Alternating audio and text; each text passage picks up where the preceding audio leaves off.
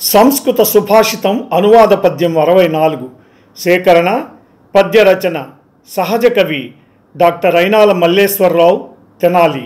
గానం గాన కళారత్న శ్రీ వెంపటి సత్యనారాయణ తెనాలి.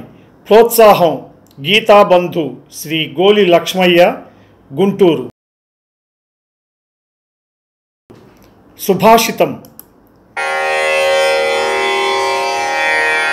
పద్మాకరం దినకరో వికచన్ కరోతి చంద్రో వికాసయతి కైరవ చక్రవాళం నాభ్యర్థితో జలధరాపి జలం దదాతి సంతః స్వయం పరహితే విహితాభియోగాః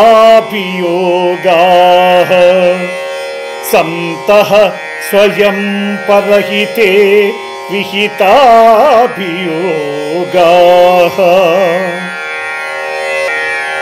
భావం: ఎవరూ అర్థించకుండానే తామర పూలను సూర్యుడు వికసింపజేస్తున్నాడు.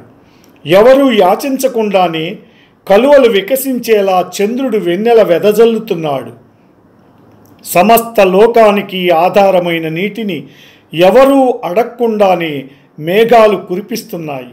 అదేవిధంగా సత్పురుషులు ఎప్పుడూ ఎవరూ అర్థించకపోయినా ఇతరులకు సహాయం చేస్తూనే ఉంటారు, సత్కార్యాలు నిర్వహిస్తూనే ఉంటారు. ఇనుడు తామరలను వికసింపజేయు